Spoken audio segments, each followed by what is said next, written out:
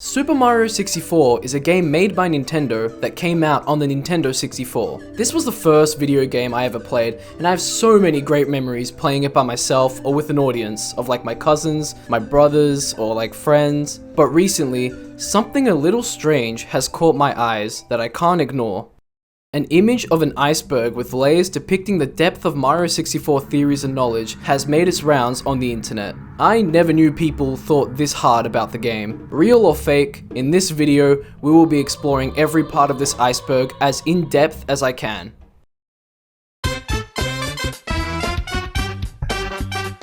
So let's start at the very top with a fan favorite, a cult classic, L is Real 2401. In the castle courtyard, there's a statue with a star on it in the middle of a fountain. There is text on the statue that people have long thought reads L is Real 2401. It's also thought that the statue has Eternal Star written on it, which makes more sense. It's been rumored that the L stood for Luigi, implying that Luigi was in the game, but what did the 2004-07, why am I saying it like that?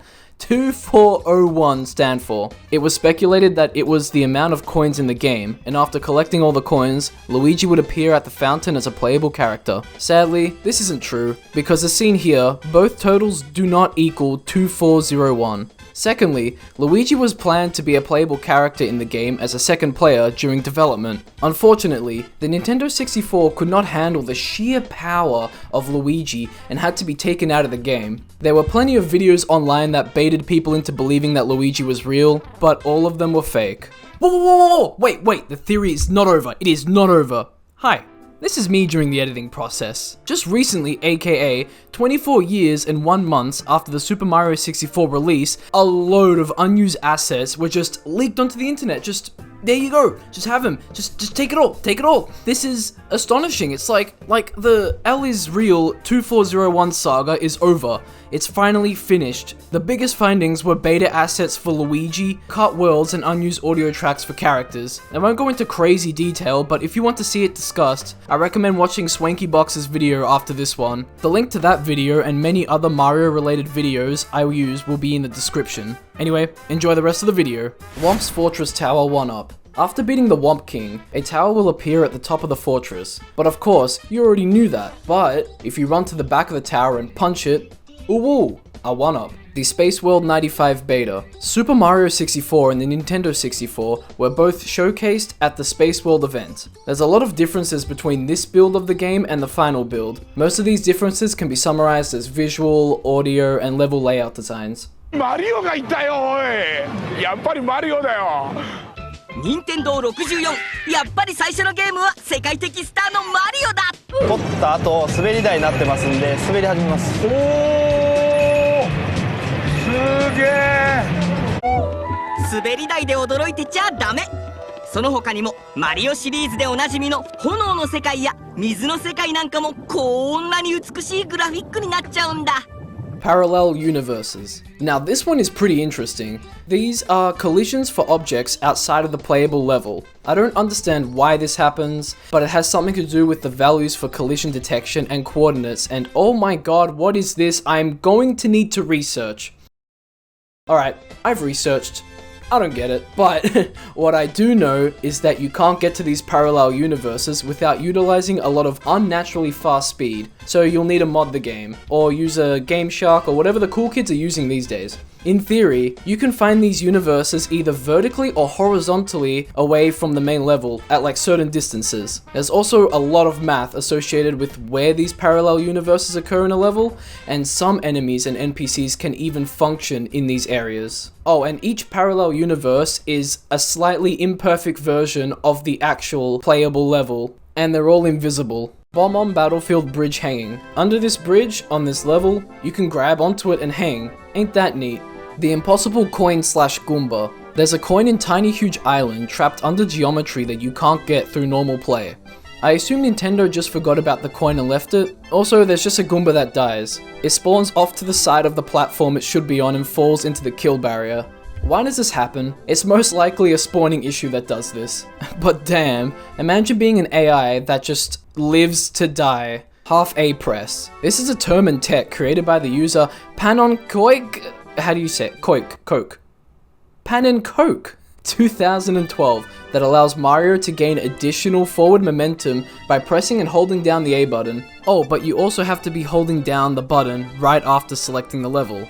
I've used clips from Pan and Coke throughout this video already, so go check his channel out after this video for more Mario 64 game knowledge. Well, that about does it for the tip of the iceberg. It's time to go deeper.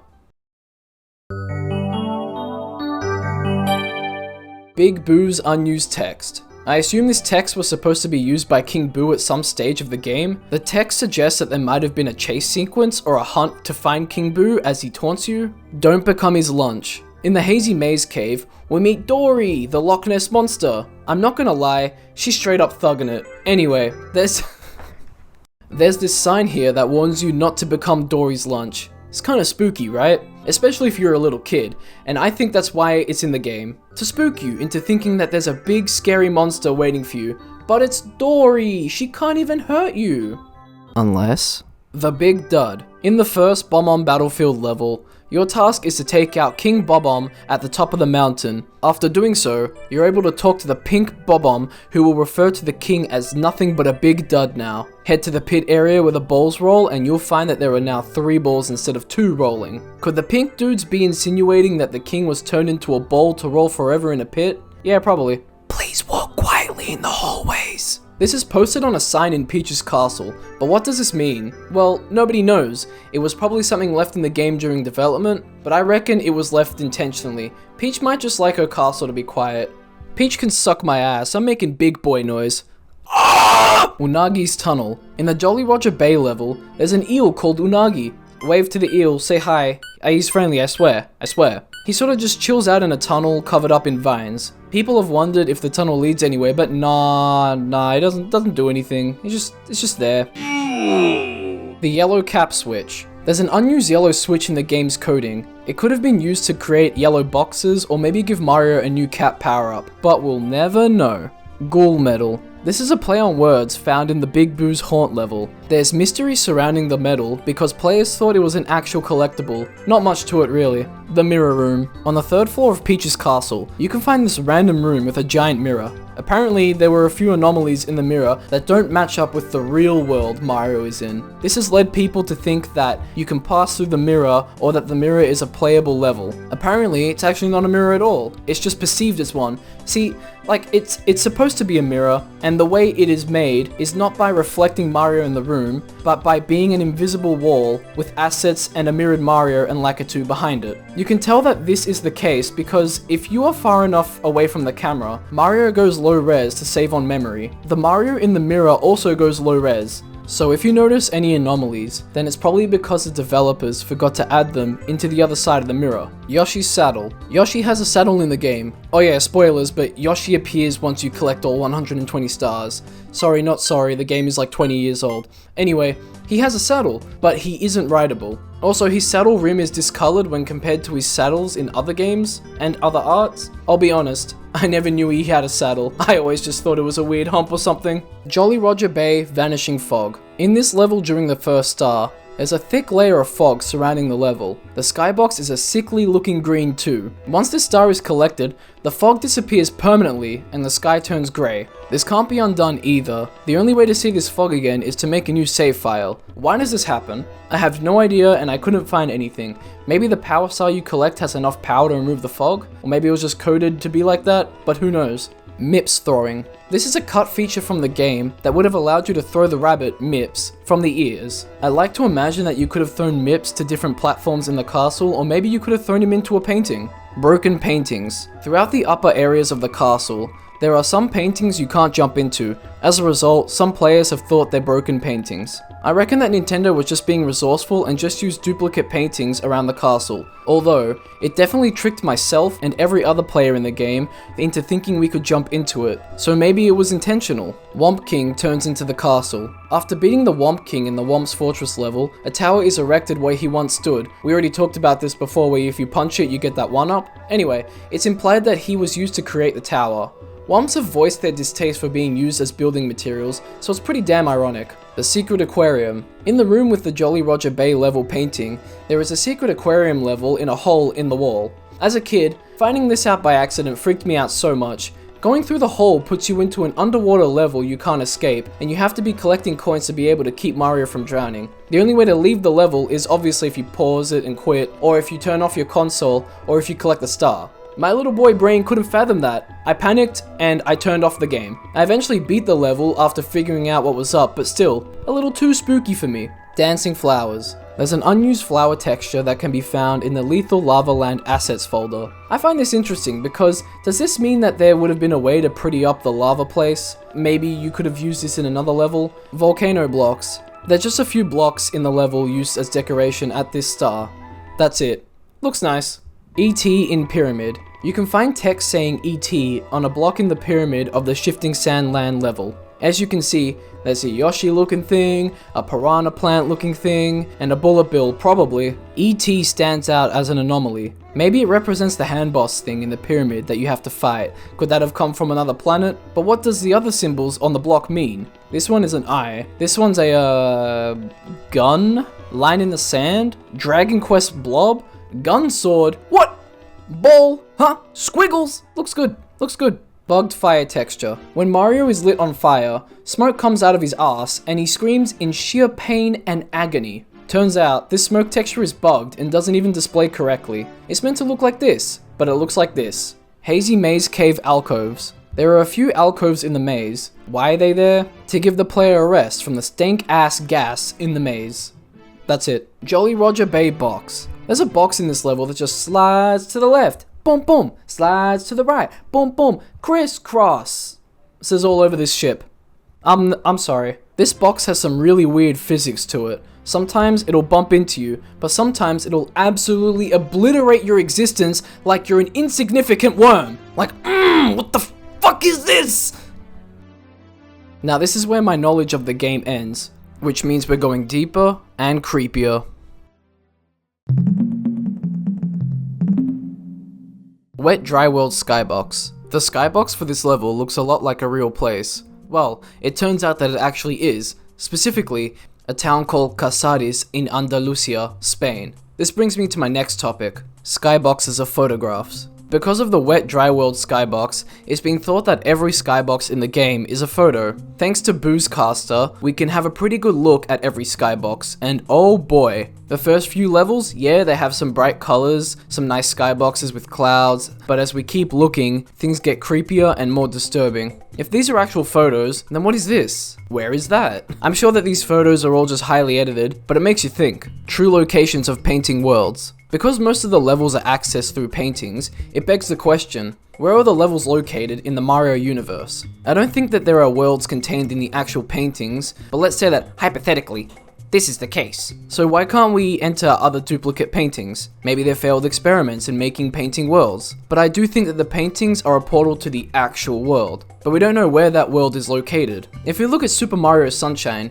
each portal takes you to an area in the game that you can pinpoint the location of. So I think it works like that in Super Mario 64, except the levels aren't seen from Peach's castle, or they're not seen from like an overworld view. It makes sense, right? I mean, if hardware issues resulted in Luigi being scrapped from the game, then how would Nintendo have made the level seeable from the castle? They could have used skyboxes, but who knows? Haunted dirt texture. Apparently there's a face that can be found in one of these dirt textures. I can sorta see it, but not really. I mean, it's weird. I used to be able to see it, but now I can't. Let me know if any of you see it. Secret Slide Dimensional Rift. I've looked everywhere to figure out what this means, but I think it suggests that the slide is way too big to be inside Peach's castle. So where is it? The slide is dark and looks like it's stuck in a void. Just like the paintings, entering the level might just take you to another place in the Mario universe, rather than just being behind or inside the castle. But you do access it by jumping through a window, so I don't know. Cold crevice. There's a sign in Cool Mountain that gives warning to the cold crevice below. This is probably just a play on words or something like that because, you know,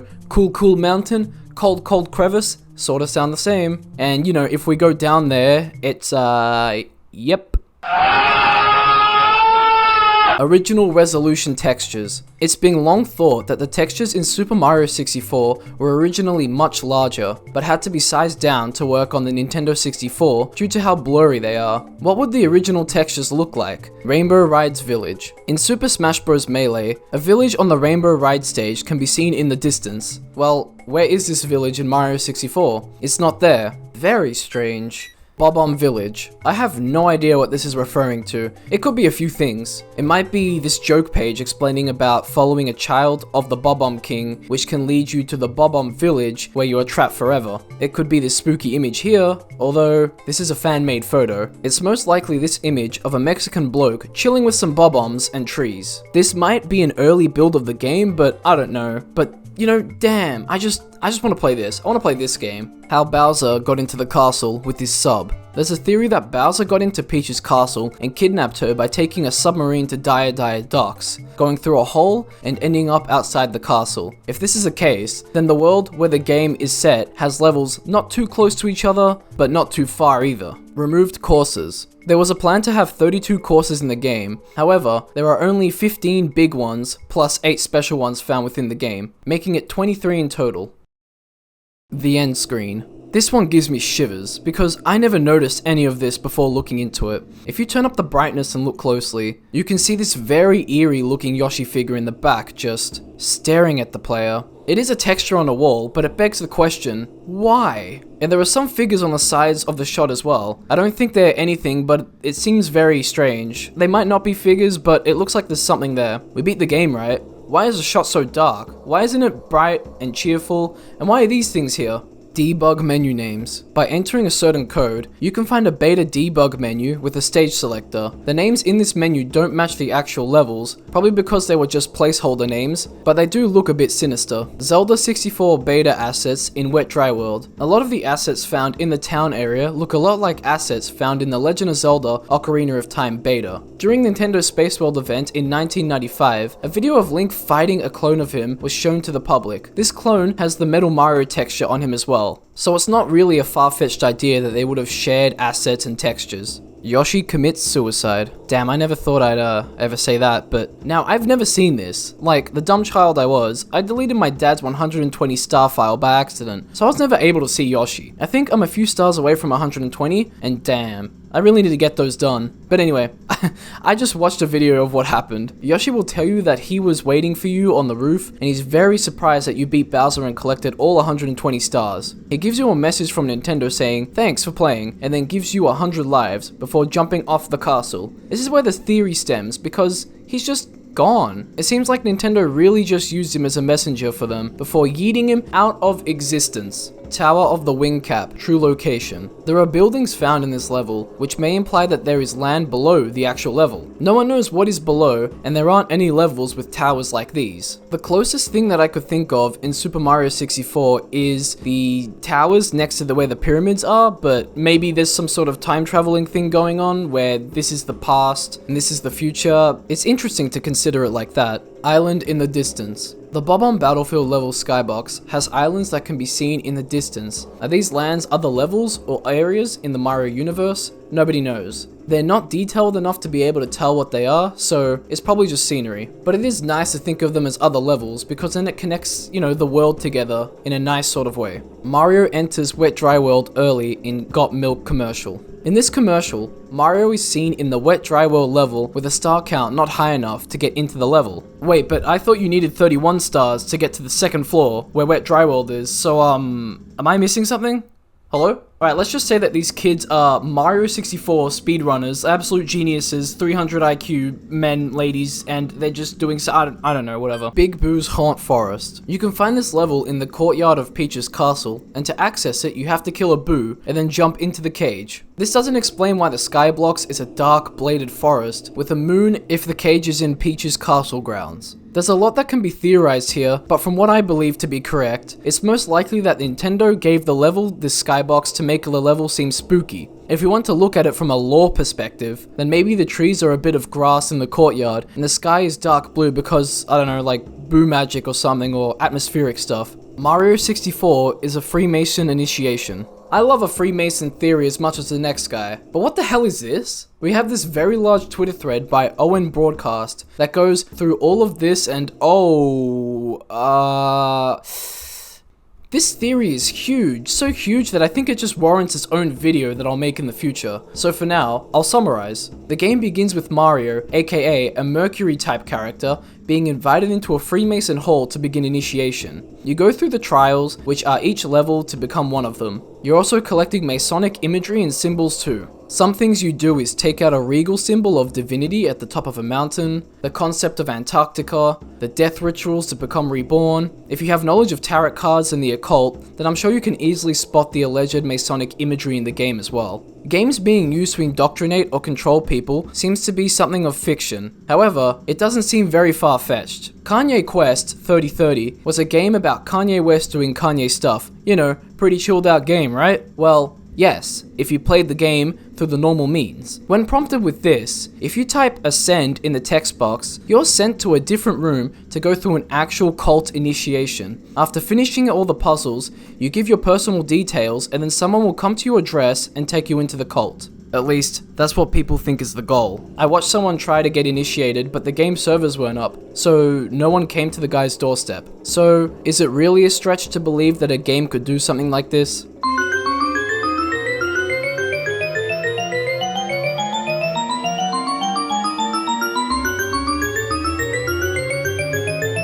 Whomp's Fortress Interior. You can't get inside the fortress, so people have speculated what it would look like inside. And people have tried to get in. There's a Super Mario 64 mod that allows you to explore the fortress, and Mario Galaxy 2 lets you go inside as well. Big Boo's Secret Laugh. This one's a bit strange. There's a Boo laugh that can be heard only sometimes, and it's very different to other Boo sounds. Take a listen to this clip.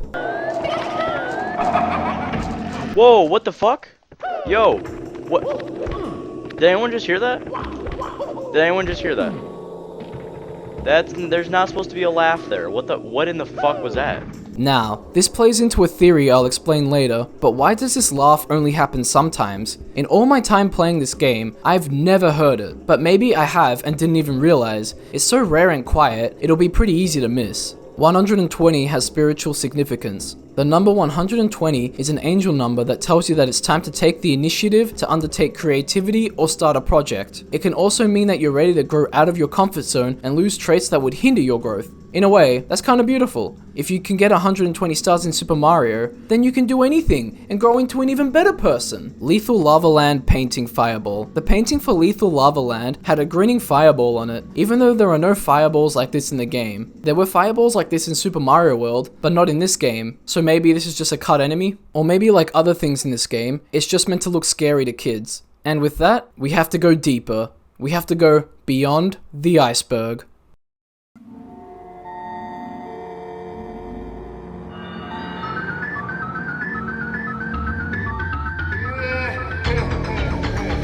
Ally with info. In Mario 64 DS, a Toad will tell you to look for an ally within the mirror room, but there's no one around but you. Toad might be referring to the flower in the room that you use to go through the mirror, or maybe he's referring to Wario, but the Toad still says the exact same thing if you play as Wario. You know, speaking of Wario,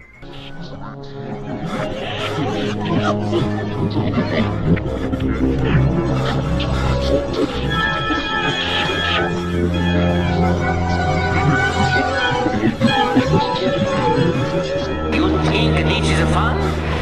You gotta be cuckoo crazy. You want fun? Wario show you fun. this is a popular urban legend said to only exist in certain copies of Super Mario 64. This legend stems from the Focused on Fun panel from E3 1996, where Nintendo showed a clip of Wario taunting the player. The apparition is said to appear in the 30-star door of the basement. It takes many unique forms unique to each cartridge you can be found on. Most players who encounter this describe it as chasing them down the endless hallway, chomping at them, screaming at them. It is recommended that if you see him, turn the game off immediately, or else you could suffer from hallucinations and stroke-like effects. It's even thought that he has power over players beyond the game. While researching for this and watching footage, I see Wario when I close my eyes, so that's fun. It's like, because of the amount of videos I watched in succession, he was just burnt into my retina. Just this silly face here, but this silly face has been long thought to appear in front of players who desire for him to be in the game. Where does this desire come from? The only footage from Nintendo of Wario being in Mario 64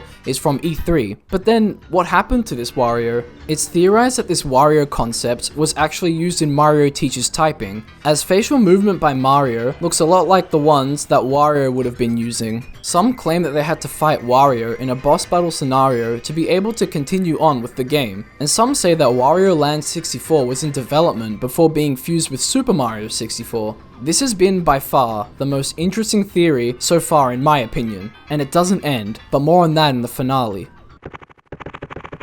I'm a Wario. I'm gonna whack you.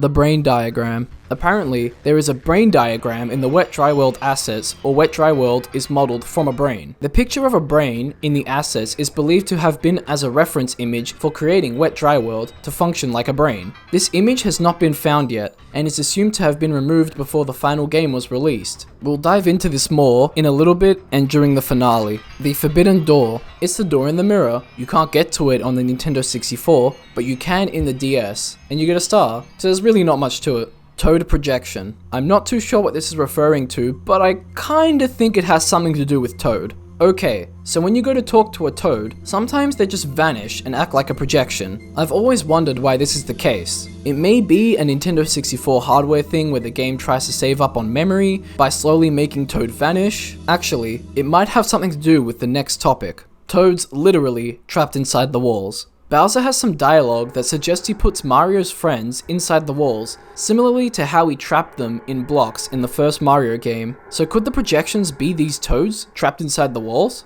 29th of the 7th, 1995 build. Everywhere it says do not research, so I'll just put that in brackets as well. Ooh, spooky. It's speculated that this build of the game might not have even been created by Nintendo, but rather an unknown Japanese organization that produced technology that personalizes each Super Mario 64 cartridge to the player who owns it.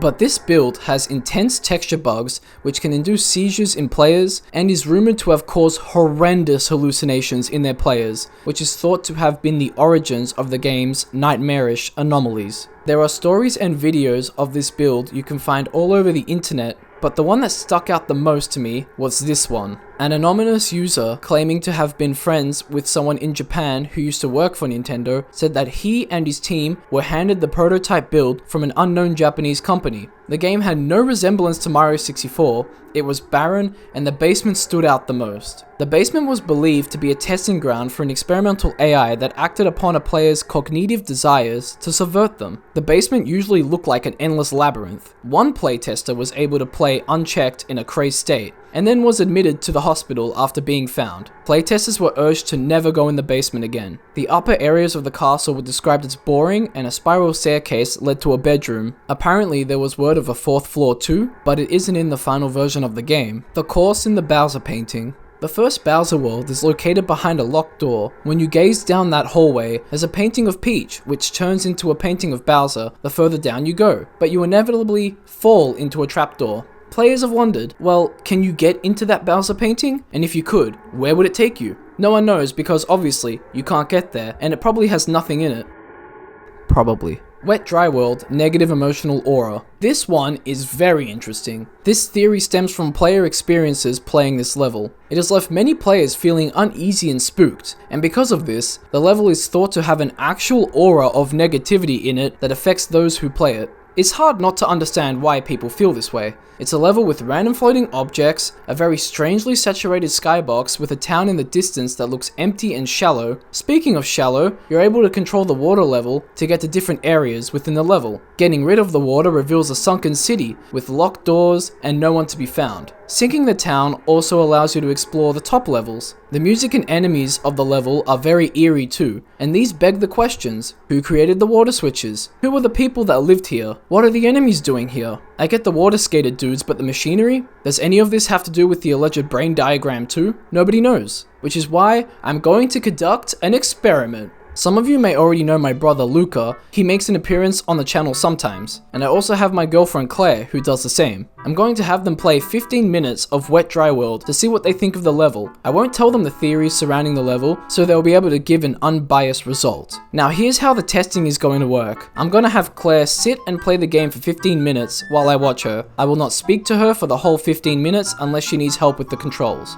After the 15 minutes are up, I'll question her on her experiences, and I'll ask her if she spotted spotted anything unusual. For when Luca plays, I'll do the exact same thing. I'll also ask him the exact same questions I'll ask Claire. Hey, this is me from the future during editing. The experiment didn't pan out as I was expecting, like professional wise, but here's the gameplay and the results. I'm gonna be playing Mario. Oh, you saw me. Maybe talk to that Mancy. I'm ready. I died again. Oh my god. Oh my god. Oh my god. Oh my god. Oh my god. Why does it keep chucking me the wrong way? Oof, indeed, Mario. This is gonna be great video game content, by the way. Just me struggling for 5 minutes to get onto this platform. So flick it downwards. Hold it downwards and then keep pressing A. Oh my god. How often did you play this as a kid? I played it a lot. Oh, I did it. Alright, hold the stick back and then press A. She's done it! There we go. Oh, he's right on top! Yeet!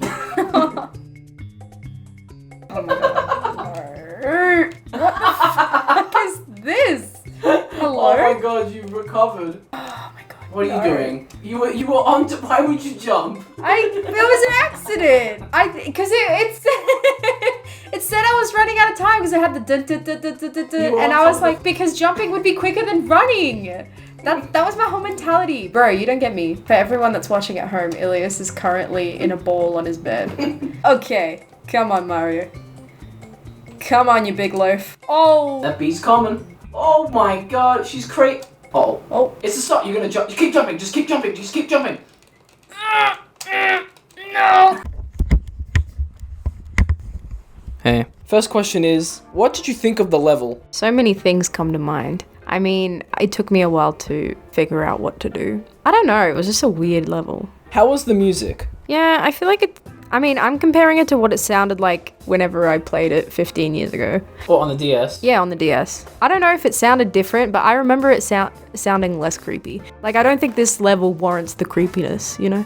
What do you think the skybox was? Water. You can see there's like sunshine raining through, but it doesn't look like normal sunshine. It looks like what you'd see if you were swimming in the ocean. You know what I mean? What do you think these are? Looks like a castle of some sort. No, it sort of looks like Santorini. What if I told you it's a city in Spain? I mean, I'd believe it. It sort of looks like a medieval city. Next question. Did you see anything strange while playing? I mean, there was a lot of glitching. Don't know if you'd count that as strange or whether it's just a product of its time, but I don't know if I saw anything strange. Did anything in the level represent a part of a brain or a whole brain? I mean, the water you could say is brain fluid. Oh, maybe with the like bees and shit. That can sort of be like nerves. You know, like how the brain has like nerve endings. I can see that. Yeah. Interesting. Keep in mind, I have no idea what he wants from me, so I could be talking straight out my ass. You can say hi. Hi. Okay, there we go. It's Luca. Grah. You have to flick this stick back. Hold the stick back and press A constantly until he decides.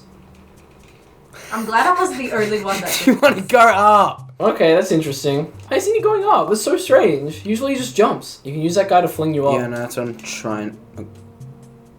Oh yeah. Wow. Can you like, flick it again? This is the mystery is of wet or dry. The city welcomes. I don't know. It is. This is a Mario game. Why would it let you jump? That's very interesting. I reckon that's noteworthy. Yeah, give it to Claire. Give it to Claire. See if she can jump. Interesting. How have you just done that? Oh, I'm dying. And flick downward. No, hold down. Hold down. Yeah, there you go. Oh. The game's letting you do Yes. it now. Yes. There you go. Okay. Yes. Yes. And then yes. Fuck. Do a 360. Oh, that was sicko. Professionalism. That was so cool. And no. Oh, Claire had that problem. Oh, well. I'm dead. I'm actually dead. I'm literally I'm dead. fucking dead, dude. Oh my god. I'm fucking dead, dude. Hey everyone, it's question time again. What did you think of the level? That was cool. Is that it? Yeah, thought it was good design. Thought it was pretty cool. That's the most memorable one for me. That's the one I remember. How was the music in the level? Cool. It's kind of ominous, you know, just a bit. Yeah. What do you think the skybox is? It was like underwater because like you could see the light reflecting, and then it looked like there were cities in the background. That's interesting. Both of you said looks like it's underwater, which I never thought of until you guys pointed it out, so that's pretty cool. What if I told you the image they use in the background is a city or a small town in Spain? How? How? Oh, you just take a photo and you condense the photo down. But it looks like it's reflecting. Oh, I mean, like, obviously it's heavily edited. I think that's pretty weird. I thought it would be underground, but I mean not underground, underwater. But it's not, so. Did you see anything strange while playing? No, not really. No, not really. Did anything in the level represent a part of a brain or an actual brain? Oh my god. What? What? No, no? I don't know. What? How is it a brain? Very interesting. Interesting stuff, huh? So let's start off with Claire. She wasn't able to get very far within the level at first, which was kind of funny, but she almost got a star. Some noteworthy things that happened was that Claire found the music eerie. Luca thought the same about the music. We were all also a bit surprised with that sign that we read. It was very strange, and it's something I don't remember being in the level. The clips speak for themselves, but no one really felt completely negative of the level. But as said before, there was negativity felt towards the level. Claire was a little bit bamboozled by it, and Luca found it unique. In terms of what I found interesting, it was strange to see the game not let Luca jump onto platforms from the water, even though he was doing the correct button inputs. But Claire was fine to do so. This will play into the final theory that I keep just hyping up, so just keep it in mind. It was also pretty interesting how Claire felt about the whole level while playing. She didn't hit the nail completely on the head with the negative aura, but she was the most affected out of her and Luca. I was a bit surprised, honestly. Also, no one really had any comments about the brain except Claire with the electric enemy, which was cool. So, does this level give off a negative aura? Possibly. I don't think it's an actual aura, but I think it was intentionally made to feel eerie towards the player. Just like with all art, it's supposed to make the viewer, reader, or player feel something. And I reckon this level is supposed to make you feel some sort of negative emotion with everything going on. After all, it is a sunken and barren city filled with strange signage, enemies, and it's one of the more unique levels in the game in terms of atmosphere. Metal Mario texture. eCumber on Twitter actually found the origins to this, so shoutouts to him. He was digging through a Silicon Graphics indie computer and found this image. Flip it, squish it, and compress it, and you get this. It looks exactly like the Metal Mario texture. The Bowser Room. Okay, this one's a bit strange. I don't get it. I don't exactly know what it is, but it stems from these people under the name One Plays on YouTube. One of them explains that he made up the hoax to fool people, but some people still believe that it actually exists in the game somewhere. Here's the clip. Did you see my my Crash Bandicoot 3D render I did when I was 13? Well, I saw your fake Mario 64 hoax where he was just in a room looking up. Did you see that? Yeah. How did you see that? You sent it to me. When? You sent it to me like a year ago. Whoa! He's just looking through the window with Bowser's at the window. I printed that out and I brought it to school and I said, "Look, it's real." I can't believe I sent you that. Do you still have it? Yeah. Yeah. I can't, because I lost it. It's just a tiny gray room. Yeah, it's just no point. I was like, I found this room where you can see Bowser. There's nothing there. This is all he can do. I made this fake fucking screenshot, and I was like, they'll all believe me now. You thought you were real sneaky. Yeah. Hazy Maze Cave entrance room is a sewer, and the Hazy Maze Cave is the castle's septic system. This fucking image says it all. You know what? Mario is getting a death, only fit for a king. Good night, sweet prince. The Silicon Graphics Curse. It seems that the Super Mario 64 menu looks a lot like the Silicon Graphics menu. I'm not too sure what the curse part of this is, but I found a video of a rep for Silicon Graphics playing a game using something called a Nintendo 64 Ultra environment. He explains that they're using a graphics technique called Trilinear Mip Mapped Interpolation, or TLMMI, or TILMI. He explains that this technique allows graphics to retain how they look from a far distance, and he shows off a shark game and a shooty flight game that looks a lot like Rogue Squadron or Star Fox 64. It seems that the two companies were working together, and I think the games you see on the console today are the result of that. But like I said before, where does the curse come in? I think the curse is that Silicon Graphics had a bumpy road of decline after working for Nintendo until their final bankruptcy in 2008. Peach is behind the stained glass window.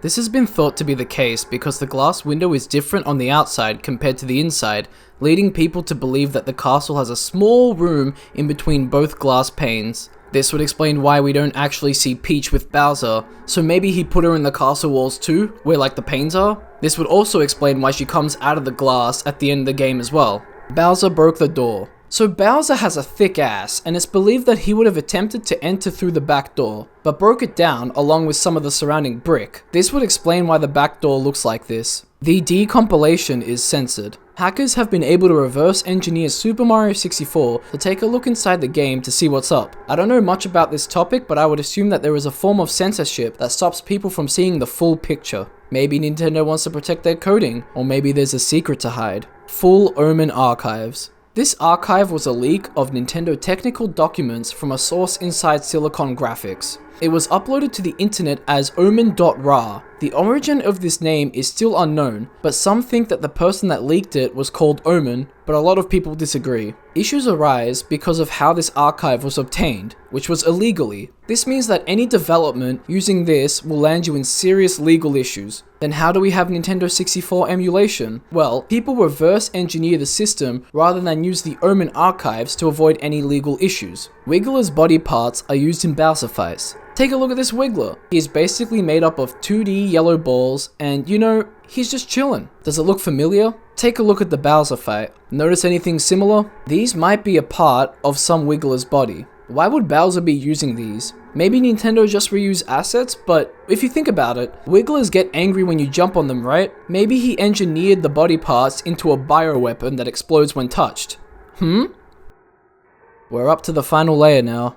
Prepare yourselves.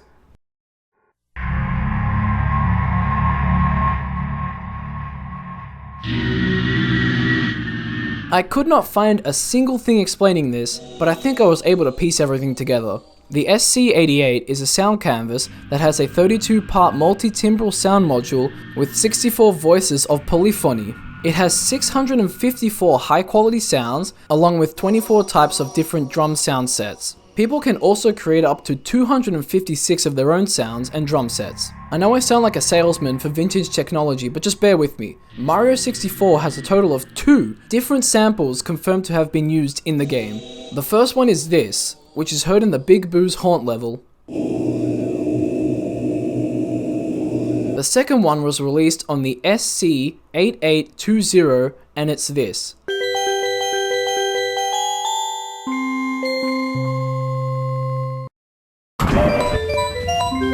Slow it down and you get the correct solution noise. It's not an SC88 sample though, but rather an SC8820 sample. I don't know if they're the same or just slightly different or part of the same family, but this is all I could find surrounding the theory. But let's just say that there are more samples used in the game that are enchanted. When it comes to enchanted haunted video game soundtracks, they all seem to give headaches and mental issues to those exposed to it. So this could help explain the 1995 build theory? It's hard to say. Excuse me, what? A sequel? Leaks? Is this serious? Well, temporal refers to time, and worldly. Most Reddit posts I see talk about this being a time thing, but I studied psychology in VCE. Temporal is a skull thing, brain-bone leaks basically. Let's consider that the sequel to Mario 64 would have caused a fracture in time and destroyed us all. But how though? This is extremely interesting, but I cannot find a single thing explaining how this would happen. If the sequel was this powerful, thank you Nintendo. Thank you for not destroying existence itself. Okay, I'm going to explain the brain leaks now. Cerebrospinal fluid can leak out of this region of the skull. One way this can happen is if you remove your eye from its socket, if it has a tumor or there is a tumor around there. So basically, it can occur after brain and skull surgery, temporal bone fractures, tumors, or cognitive anomalies. Cognitive anomalies seem like something the sequel could have done to somebody. The only issue is that the anomalies are something found in newborns, so the sequel would have to put its developers or testers in a newborn state but I reckon that the game would have given developers and any playtesters leaks, similar to how newborns suffer from cognitive anomalies. The most plausible way of this happening would be if the game gave off heavy amounts of radiation, or if people had a birth defect that would make them susceptible to the leaks. Either way, we didn't get a sequel.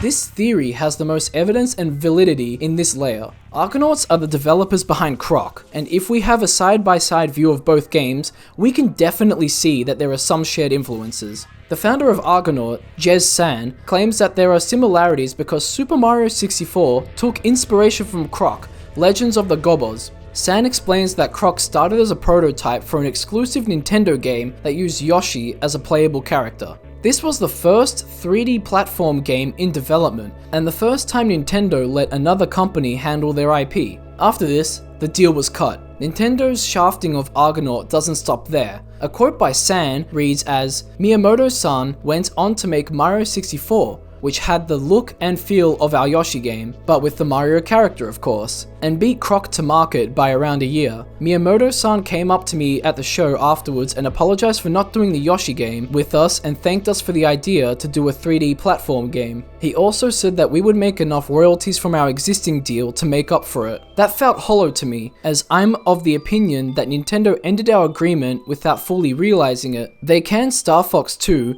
even though it was finished, and used much of our code in Star Fox 64 without paying us a penny. If what has been said is true, then Nintendo took the Croc prototype and slapped the Mario skin on it. What's worse is that the company had been heavily disrespected by Nintendo, and they cancelled Star Fox 2. Are you freaking serious?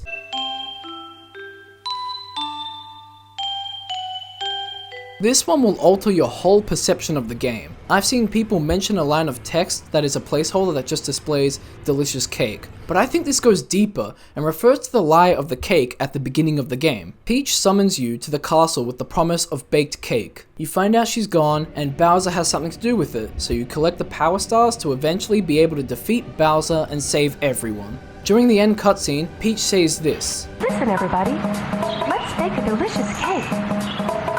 For Mario. So, did she have a cake baked already? Or is she baking one now? Speculations can get even more sinister from here. Did Bowser force Peach to write this letter to lure Mario to him? The letter seems a bit strange. Not even a, how are you? You know, like, hey, how's it going, Mario? Nice hat, nice mustache. It goes straight into, come to the castle. Cake. We never get this original cake. We never get what we came for. In summary, the Lavender Town song in Pokemon Red and Blue allegedly affected kids by making them lose their minds. Oh, and Polybius was an American government arcade machine made for a crowdsourced psychological experiment that probably never happened. Or did it? Okay, anyway, apparently, talk about Mario 64 urban legends was so bad that these were used to cover it up. Polybius was said to be found in the arcades around the 1980s, and Pokemon Red and Blue came out a few months before the American release of Super Mario 64. So what this theory suggests is that the stories about Polybius and Pokemon surfaced or were made up to distract the public from any talk about Super Mario 64. Ooh, spooky. It's been long thought that the castle is a physical manifestation of an AI in the game. The bizarre castle layout could be a result of how the AI works, and the rooms could represent vessels and nerves. This theory is supported by the previous 1995 build discussed earlier where the labyrinth was formed in the basement. The castle being bigger implies that the AI has grown since 1995. The floors inside the castle are larger than the actual castle if layered on top of each other, so has the AI outgrown its shell? There's a lot of imagery and enemies in the game that have scared us all as kids. When I was a kid, I was very scared of Bowser, so I would always get my dad to fight him. I've never had a Mario 64 dream or nightmare, but apparently, people share similar dreams of things they're mutually scared of. Wait, actually, now that I'm saying this, I swear I've had dreams of getting eaten by that big ass fish. I think that's because he patrols the water there. If you dive in, you have to steer clear of him or else he will lock onto you and gobble you up. Has anyone had shared nightmares of this fish? Or maybe Bowser? The piano? Booze? Inagi? Or Wario? Damn, what the heck is up with Nintendo 64 games? Like with a lot of these last few theories, there's not a lot of information on this topic. The final game and the not for sale version found at retail stores are said to be the exact same. If we apply this theory to the AI theory, then maybe these not for sale copies have a younger version of the AI within them? I'm grasping at straws here, but that could be something. Alright, this is the final topic, the big one that I've teased throughout the whole video.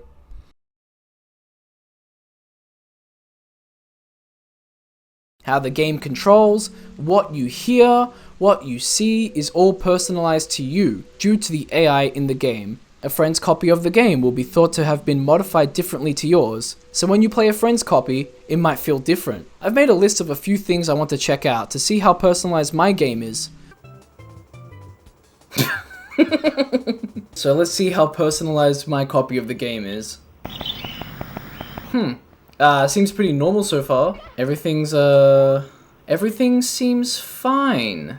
I feel like I'm home, you know what I mean? You know that feeling you get when you've gone away for a while, and then you come back home, and you're relieved, and you feel warm inside? I don't know, I'm feeling that right now. Honestly, I thought my whole experience would be absolutely tarnished by, these theories, but they're not. It doesn't affect it at all. I'm just like, yep, it's Super Mario. First, I reckon I should take a look at Big Boo's horn. See how that's going. Is he there? Oh, that always used to scare me as a kid. Far out. Just this fat ass Boo just... Oh, he was there. What the hell? Oh, there I go. Oh, there he goes. See ya. Alright, so we're gonna look out for that noise the Boo makes.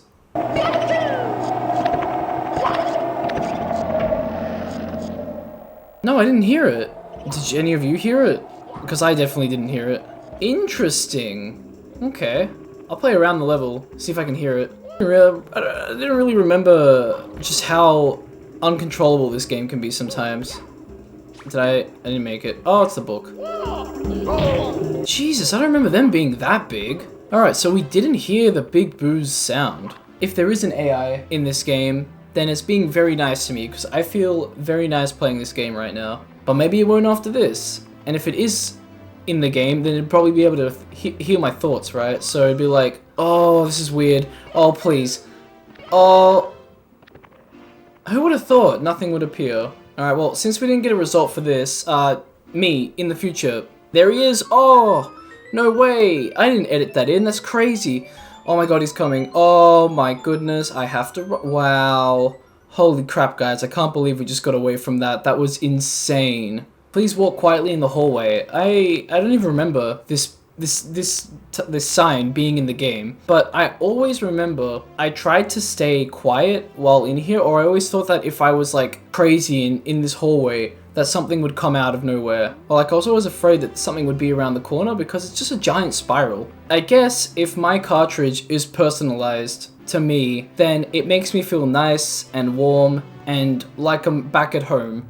This has been the Super Mario 64 Iceberg. This was all very interesting, and I'm surprised people have even thought this hard about all this stuff, whether that would be seriously or jokingly. Thanks for watching all the way through. It really does mean a lot. Where do you rank on the Iceberg? Leave a comment down below. A like and subscribe would be much appreciated too. And with that being said, how personalized is your copy of Mario 64? Mario 64. Mario 64.